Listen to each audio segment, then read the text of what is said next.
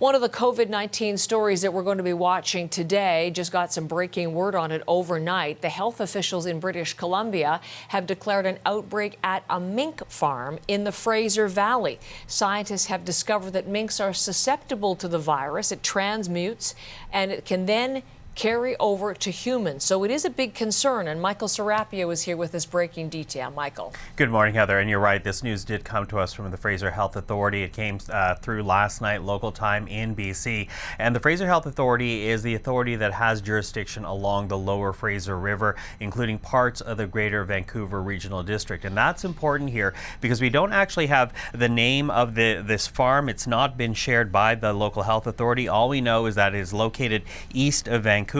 And an outbreak was declared after 8 people on this mink farm tested positive for COVID-19. As a result, all employees are being screened. Affected staff are self-isolating. Contact tracing is underway.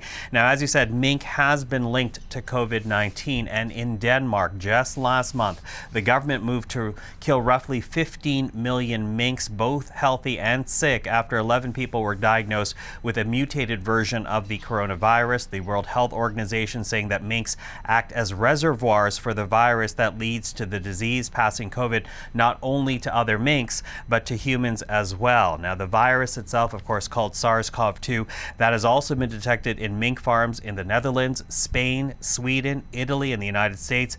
But so far, an outbreak has only been declared on one mink farm. Again, one mink farm in the Fraser Valley. WorkSafe BC is now reaching out to the neighboring farms in the region to make sure that they have safety protocols in place to make sure this does not spread any further.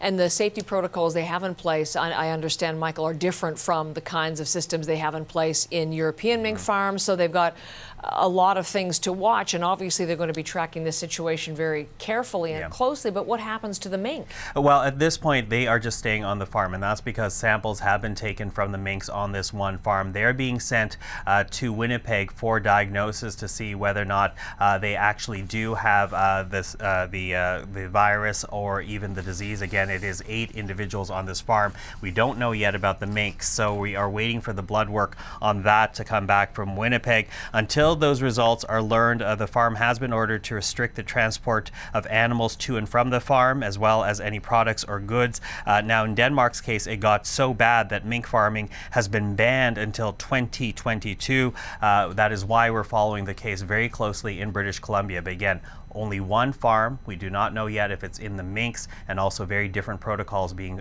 followed in British Columbia versus what we're seeing in Europe, Heather. All right, we'll watch that today, and one would expect we'll hear more about that at the BC briefing later on today. Thank you so much, Michael Serapio.